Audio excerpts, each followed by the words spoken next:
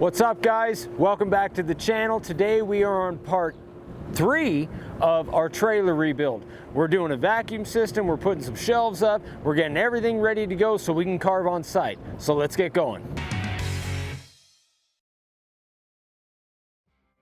So one of the things that I've learned through the decades, when you're on a really small area like this, is to try and have a flow, a workflow. So the way that I figure that is going to be a good way to do it is we'll have the layout done over here. We'll have the carving done in this area. We're going to have the sanding done in this area. So we need to give us a little bit more space for the sanding area. So we're going to extend this bench out to here so that the sanding can be done in this area and not be crowding the routing. The first thing we had to do was remove this little plastic drawer set. We're going to keep that, and we're actually going to install it a little bit farther in once the bench is finished. To make these braces, we just cut a piece of 2x4 that was 16 inches long and then did a 16-inch brace at a 45-degree cut on both ends. These things are actually a lot more solid than you would think. I want to apologize for the lighting in this video. It was really tough because the sun and clouds kept messing us up.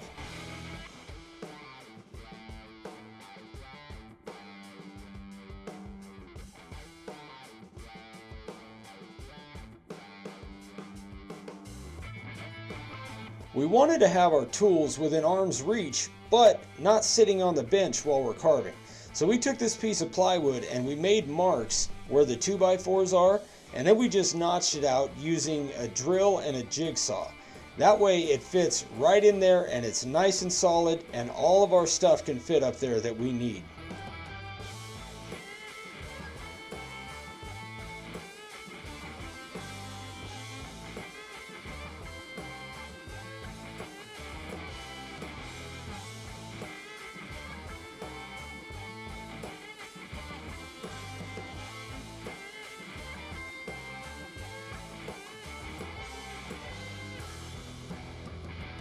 It took us a while to figure out a drying system for when our signs are done and we have clear coat on them.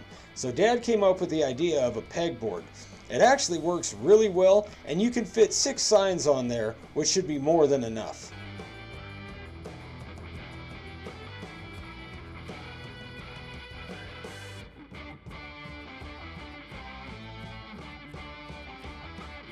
Alright guys, now it's time to set up our vacuum system. So we're going to have an inlet here for sanding and then back here for carving. But there's some stuff we had to get first. Dad had an old shop vac, but it's a 6.5 horse. It's a beefy one. The problem is we needed all the connections and everything to hook up the vacuum system. So we went down to Home Depot. We got 2 of the rigid vacuum hose systems. We got a rubber T, and then we got a couple of the accessories that are actually going to be our ports to mount underneath the table, and then we got a big adapter and a little louver for the outgoing exhaust to go outside of the trailer. So the first thing we got to do is make the plates for the ports to mount underneath the bench. These plates are about 12 inches long, which is plenty of room for mounting. Now this accessory has a bit of a lip on it, so it's going to make it really hard for it to sit flat. So Dad just threw it on the belt sander to flatten it out, and it worked pretty well.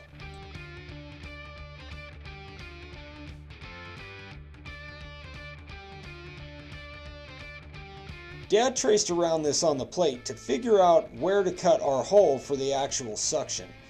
We ended up doing the first ones really small. It caused a lot of restriction and it just didn't work very well. So we ended up about doubling the size of the hole.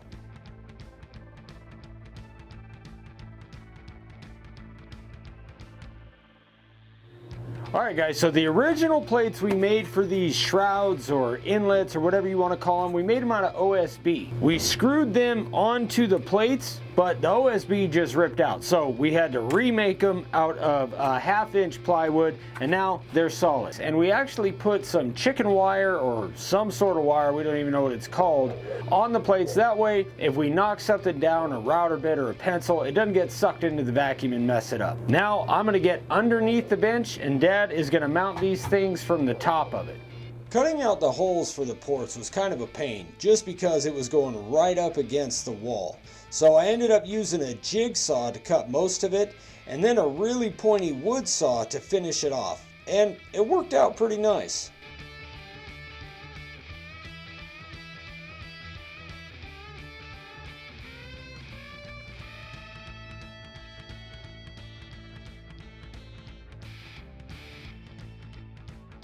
I used some general purpose silicone just to try to seal this up around the plate. I don't know if it's going to make a difference or not, but it sure can't hurt.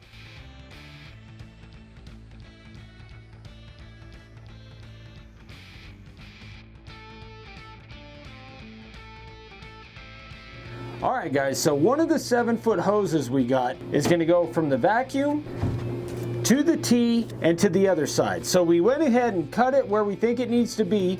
This is going to go right into our other port, our first port, and then this piece is going to go in here, and this piece is going to go in here, and then this is where the other piece is going to attach. So really, for the entire inlet part, it's only going to be one hose, and we cut it in half. We ended up using a rubber plumbing tee. That way we could tighten up around the hose and get a nice tight fit. Alright, so now we got our vacuum system set up, but we need to put the vent system in, because for all the shop vacs, we have an intake and an outgoing. So we're going to run a hose from here, and then we're going to drill a big hole on this wall, and we're going to put this little vent on the outside, and then have an adapter for the hose to go into. So we're going to use a big 5-inch hole saw and make a big hole. In order to put the hole on a back wall, then the hose would have had to have almost a 90-degree turn. So we decided to go ahead and just run it straight out to the other wall. Now this hole saw did not work well at all. So I ended up just drilling a little hole with a Forstner bit and using a jigsaw, and that actually worked out pretty good.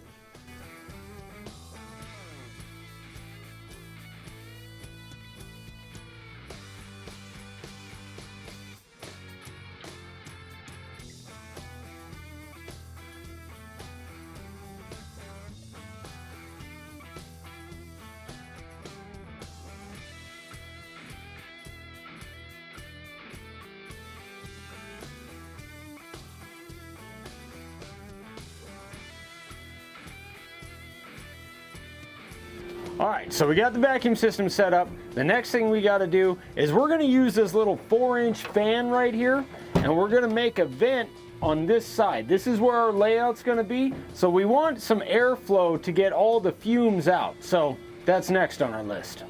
I did the same thing with this hole.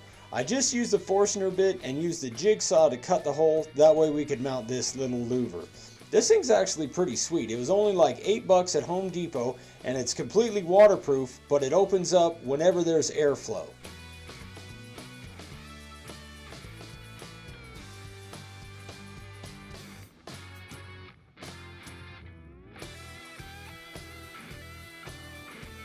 So next thing we got to do, and probably the most important thing, is run power. So I have a gap in the front of the trailer leading out to the tongue that I'm going to tell you I put there on purpose to run extension cords out of. Our generator will be up front. We're going to run it up through, all the way across, over the top to right here. And this is where our battery chargers are going to be. And then we need to put a power strip on this side to run our vacuum system and our little mini vent. So that's what we're doing now. To attach the extension cord to the 2x4s, I just used some large staples and nailed them in. That way it's semi-permanent, but it gets the cord out of our way and it allows us to run power wherever we need it.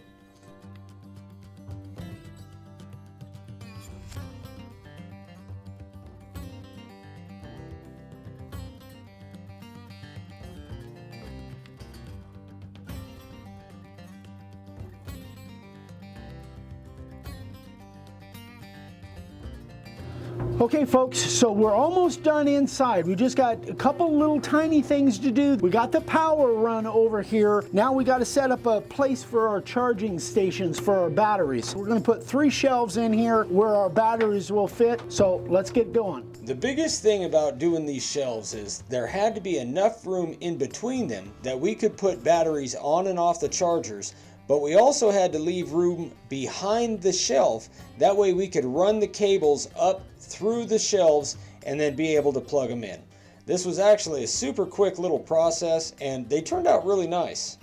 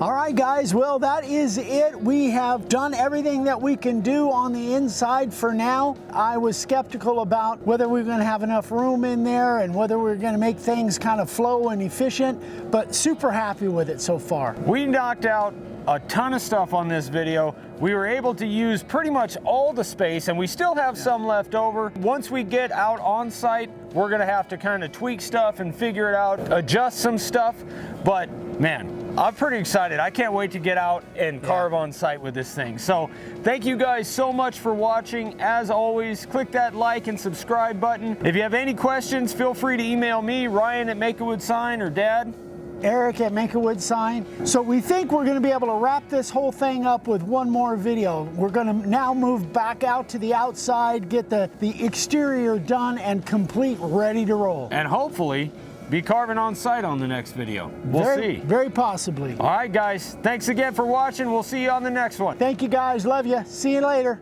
Bye. Bye.